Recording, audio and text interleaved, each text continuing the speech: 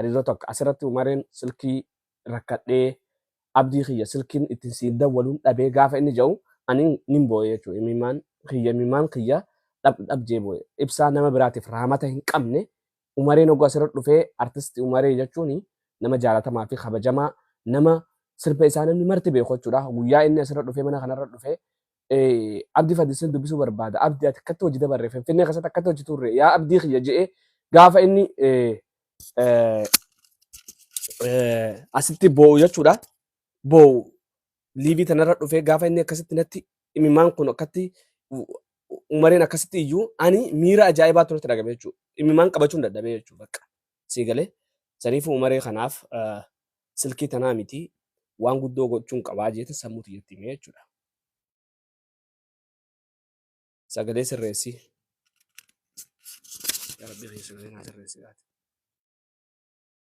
Sagaleen sirriidha. Sirri jirtiimi? Sagaleen sirri jirtiimi? Na rabbashaa jira hin bara. Okay. So wanni ani jechuu barbaadu umaree Ali hin beeku. TikTokis hin beeku umareen nas hin beeku. Naa kanaamu hin beekus TikTokis hin beeku TikTok hin fayyadamu jechuudha. Umareen baadiyyaa galee baadiyyaa keessa qotota. Oorruu isaa qototaa jechuudha. Isin galee gaafa kana TikTok irratti naa liiv irra jiru faamishaan umaree tokkos jira jedhee naa fi abdii fadis liiv irra jiru umareen nutti dhufee boo'e. Gaafa umareen nutti dhufee boo'u maal jee umareen kun yaa abdii fadisarra si argadhee je alhamdulillah jeet yaa abdii kiyya qorichi kiyya suma silkii takka silkii akkatti haxaan tana hin qabu silkii takka naa bitii jeen viidiyoon sun ni jirti deema dhaggeeffadha. Anamma umaree yoo kana jiru qaamni kiyya akka tokko ta'e shookin ta'e nan rifadhe hedduu waan natti dhagame.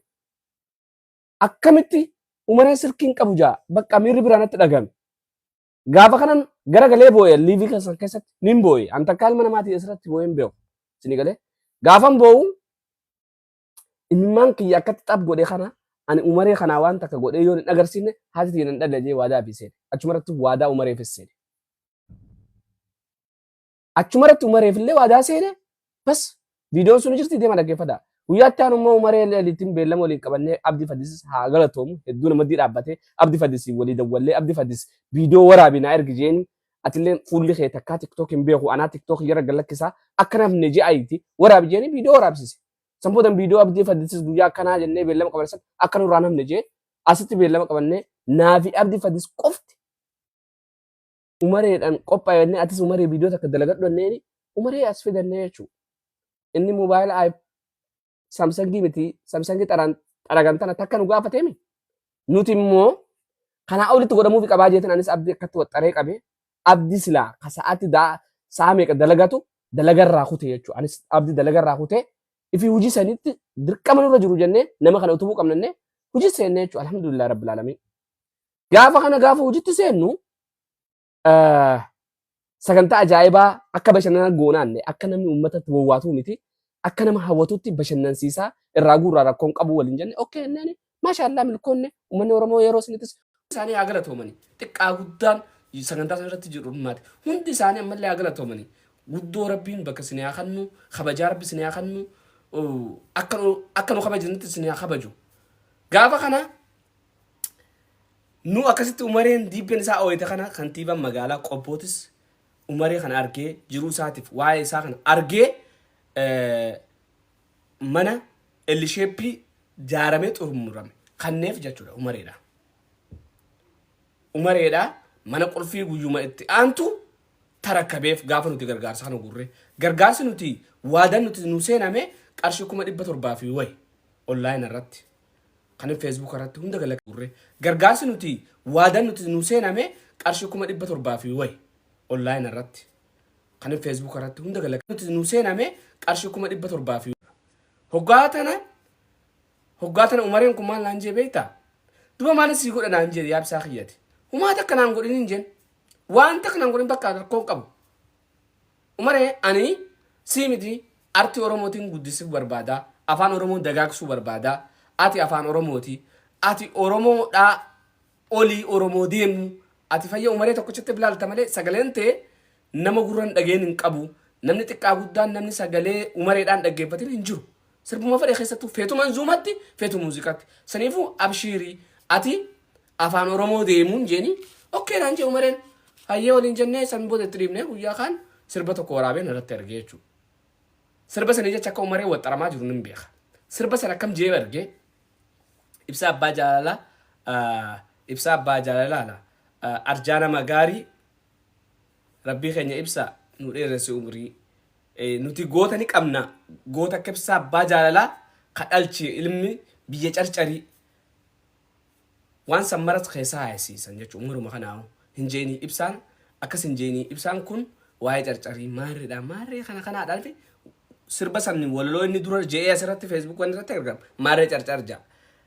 Warrummaan isatti walitti hidhata qabu kun waan kanallee rasaa gaa'ee doon keeran kanarraa quban qabu ibsaa je'us wanni qabu garuu namoonni hedduun garaa gubatan akkamitti ibsaa faarsaa gaafa namni tokkee tokko jabaan kee tokko lafa kufee lafaa kaasuu dadhabdee ibsaa sababa rabbitti godheef ibsaa lafaa kaases akkamitti ibsaa faarsattee hin boo'in obboleessa keenya faarsuu sarraa humaa takka ajaan qabuun humaa hin boo'in waan takka.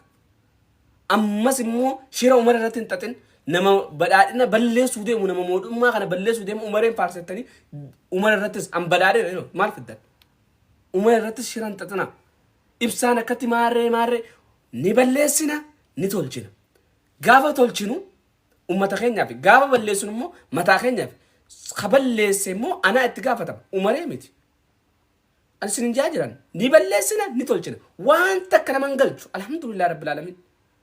Gaafa tolchine gammadaa fudhadhaa gaafa immoo kufaa keessan gaafa immoo dadhabaa keessan lafaa kaafne isinii miti isuma dadhabaa lafaa kaafne santu nu faarsa alhamdulillah rabbil alamin. Tanaaf tokkoon keessan garaan gubatina yoo dandeessan waan gaarii dalage akka namni si faarsu fakkeessuuf hin hojjenne nuti guyyaa tokkoo fi sa'a lama gargaarsa umareef asirra taa'e. Takkaatti Oromoon gargaarsa bakkatti asirra teessee hin beektu. Guyyaa tokkoo fi sa'a lama gargaarsa umareef asirra taa'e jechuudha. Guyyaa itti aanu anna dhukkube. Beektan ammoo waan kana. Awween haa gootan jeeti. No namni an waan qabe nama galmaan ga'uu beeku. Yoo waa qabe gallakkisuus hin beeku. Hagan galmaan ga'utti ilmoo akkasiiti obboleeyyan kiyya dhageessanii. Saniifuu umareen ibsaa kafaarseef Kadir isaa ta'e waan ta'eef faragaa mana ibsatti dhufee oo'u manni kannameef maallanni guurameef bas falmaa biraan qabdan immoo gon umaree akkas godhu umaree bakka dhaabbadhu san umareen ka abaluuti umareen kan ganda maarreeti umareen ka arsiiti umareen ka shawaati no umareen oromoodha artistii oromoo ka afaan oromootiin sirba oromoodhaaf wellisu akkasuma immoo manzuuma oromoo illee baasu nama guddaa fi jabaa jeetin bira dhaabbadhe. Isin achi yaatanii namatti hin digina namattis hin qeeqina hin warqan irraa isin kaasee isin jaalattanii jibbitanii gabbu'aa umara irraas gabbu'aa waan takkan gootan waa namaa godhuun beeytan nama waa namni godheef sanillee hin dhiiftan baatiin baatii irra namaati sini galee kanaa miti odoo kanaa olitti illee faarsi ittuma malaawu jireenya maqaa jiru maallaqaa maalumaaf na uumte yaa rabbi waaqaa gaafa jiru san maaliif sirba kana baaftettanii gaafatanii beektani mi umaruma sanuu jireenya maqaa jiru maallaqaa jee gaafa inni sirba kana baasu san maaliif akkana jettaattanii gaafatanii garuu achi fiidanii hinaafan teessan akkati gurguruu ibsaa jechuun ani fin dhaada wallaahi nama ajaa'ibaati jeetan fin dhaada nama ama tokko dhufe taarika ajaa'ibaa galmeessa keessaa nama tokko jaalattanis jibbitanis sini galee nama ajaa'ibaati bas kalaas sana beeka nama yoo baxabbaxuus dandee baxabbaxu yoo nama tolchuus dandee tolchuu beeku jechuudha ibsaa jechuun kana beeka amanaa fuddaa akkasin na sodaatan laalo gonan waa'ee achi garagalee waa'ee dhimma carcar harargee kanas garagalee gurri keessan hirriba dhabdan jechuudha ni beektan sini hirriban isin kutaa saniifuu miira keessaa ba'a ani waan dhumnes dalaguun fadhu waan qabanii gad lakkisuu hin dandeenyes ifitti hin qabu isinii galee jaalalaan qaba jaalalaan abbaa fedhee wajji jiraachuu hin danda'a. Kanaafuu hedduun keessan rifattanii akkamitti umareen faarsee jettanii hin boo'ina. Umaree miti miskiinni gargaaru marti yoo nu faarsee wooma nu godhu dhabeeti kan nu faarseef. Warroonni akkatti akkatana dura akkatti nama gargaaran kun maaliif hin faarfamin beektanii? Gimmaashatti adda ba'an waan ta'aniif. Maallaqa fudhatan sanii adda ba'an waan ta'aniif. Ishii anumaan fudhanne saniif na faarsee kanaaf hin dhiphatina. Anumararraa waan takka waan hin fudheen qabu. Halkanii guyyaa itti oduu rafin qaxaraa bulee fi wanni dhaabbadhee fi tola oolee fi sanumaa bakka waan naa godhu dhabnaani. Namni biraa immoo adda ba'an. Adda ba'an saniif hin faarfamin. Maa rakkattan? Warri immoo sammuun teessan sa'aa 24 wooma gosaa tana keessa gabbutanii haasaa baatan mee isinin jaalolli keessan kun lola Israa'elii fi Filisxiinii illeen idduutti araaraaraa jaamiitu waan biraa jaama mee tasgabbaanaa jeeti. Baa isiniif gaabaa bas khalaas. Mee fidaa mee waan fiddan sanis fidaa. Isinii galee waan takkan isinitti hima. Yoo jilmaa dadhabe chirichaaroo immoo akka ajaa'ibatti hin danda'atte dubbiin. Yoo chiricharuu barbaade immoo characharu jeetin dhiisen. Egaa gaafa kaan afran qalloonis achi deemtee wal guurattee jilmaan wal lolaa turte duraan jilmaan ituu fi afran qalloo jedhanii. Isaan walirraa gara galaniitu wal characharuu eegalanii mire. Akkasii miti gaafa kaan asii yoggoo ijoolleen afran qalloo wal charachartu akkatti ilaaleetin. Yaa boo dhukkubni kun wayi ijoollee ilmaan itu kudhanii tana keessa seenaa jee. Gaafa isaanis wal characharoo eegalan achumatti ituu teessanis fudhaatii carcar keessanis fudhaatiin irraa goraa jeeni irraachi godha jechuudha. Hin jaaladhan. Kanas kan goosise isini warma TikTok kana. Hoggaa naganni keessan chirichaarootti isin harkaa gale asii dhuftanii ibsaa akkamiin faarse ibsaa umaree miti otoo jaarran abbaa gadaa jiraate dhufeen na faarsa. Shuxaami. Anu gua asinitti himan. Shee marashaad Abdullee tu na faarsa otoo jiraate. Hujii nuti hojjedheef murteessaadhe. Maaliif beektan waan nuti keessan hojjennu? Waan nuti keessan goonu, waan nuti alaan goonu maaliif beektan? Asirraa mammaraatanii. Mee fidaa? Bu'aa umararraa. Wallaahi ani nama biyyi jibbullee miti ammas. Bu'aa bakka tanaanis umaree qabuun barbaadina. Ani abiyyi malee kabiyya bulchu tana booda yoo dhufellee abadan waan nu ta'u sirratti fakkaatu abiyyi anuma tuqinii naaf umaree sin tuqinii nagaan jiraadhu. Si maqaan dhoonnu nu maqaan dhootu duraanis sagalee ummataati ummatas nagaarraa nu eege bas. Wanni kanaafis achi xaabiyaa qalaaqaltaniif hin jiru. Namni tokko immoo namni sirba kiyyatina akkasitti wallahi hedduu gammaddanii irratti hojjettanii wanni attan galatoomaa ulfaadhaa galata namadii qabdanii kabajaa namadii qabdanii wallahi jecha isin hin qabu jechuudha. Akkana jaalattanii fi akkasuma akkanaaf gammaddan nin beekaa jechuudha. Maaliif beektanii namni tokko dhugarraa isinii galee namni tokko barcumarraa walii kaa malee dhugarraa waliin ka'u. Namuma ani na faarsa hunda jeenee hundaattu irratti hidhatee walii wanni jaa ture bas. Ni lammaffaa tokko namni garii namas ibsaa kana bakka dhalaadha. Dhalaan bara haadha teessani. Dhalaan namni dhalaan waliin galee eenyu walii galameen. Mammadoo walitti maradhee mammadoo fuudhaan meen dara qofa naa himame. Ibsaati shamarran kabajaa shamarran obboleettii teeti bara. Shamarran uummateeti akkooteeti maali shamarran eenyu abbaa kati wajjin si wanni jaa. Hafuurri xiyyaa waan shamarran dhalaan naan tolu bas. Maa aartan tanaaf. Maa aartan dandeetti bartun. Nama shamarran kun beeytaamee shamarran kana laale. Shamarran kana itti dhaadhu dhaqis ifitti sin deessan bara. Nama jaalatan nama akhlaaqni isaa itti toluutu shamarran hin wajji taa'ee haasa'uu danda'a bara. Rakkattan kun shamarran malee maal abbaa keessatti godhatee mana mubaarakii wajjin moo daakuu keessa si laaqa moo aslii wajjin sadaqaa si kadhan taa'ee sirra. Moo mubaarakii wajjin miila keessa shintibeeti si kaa moo aslii wajjin ofiyyaan haa kannaa isin hin jaalne. Wannumti nan godhu tun illee isin dhibdee maalin tuqate moo aslii wajjin ofiyyaan haa kannaa isin hin jaalne. خرام كنت سنة توركين نتوركين نرى نتوركين نرى كافي جرا خير هيجا شمرن جتني ركتني بر آتي بر كتي هالكن ساعد الدم في الموبايل أنا خست هيسوف آتلين خفوتو بريدو خاتب قال لك كيفتوف آتلين خفيسبوك بريتي فوتو تيرتي قال لك كيفتوف محمدون فاتم تتكون لا لتتي بر خال كني ويا ولت الأبتة دليدو ها hineeru nam fuudha intala namaa gabbara firraa kafa laatteeti bara maal abbaa gadi jetteeti mee namni mammadoo ta'e karoora kanan qabaanne rakkoo sammuu qaba manaa himaa keessan mammaduma ta'e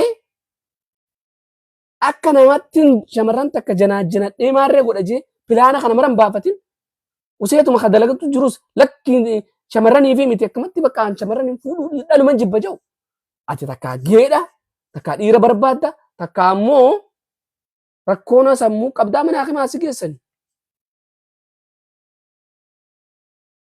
bu'aa shamarranidha shamarranaa bu'aa shamarran kabajaadha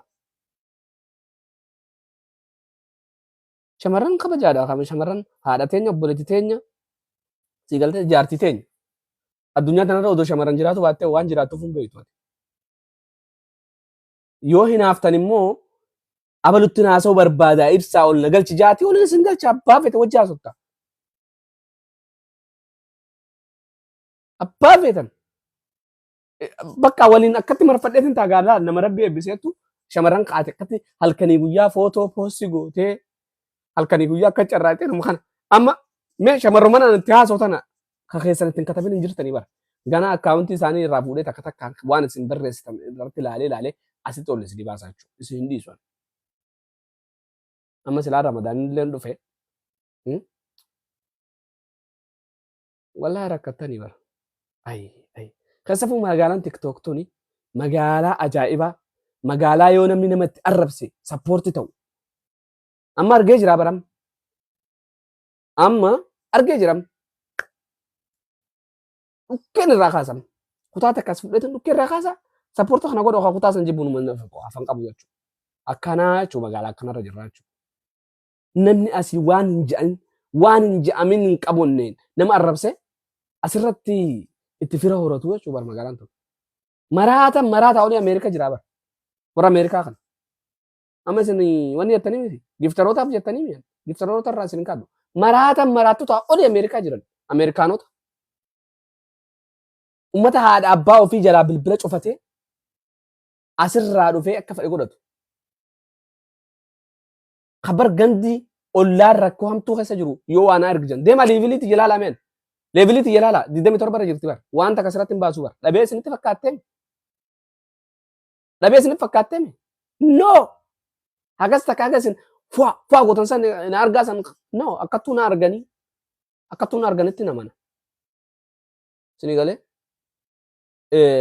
Oromoo diigaa jirtan garuu wanni isin godhaa jirtan Oromoo diigaa jirtan wallaahi akka qallaalitti filaaltan malee Oromoo dhibbatti diigaa jirtan.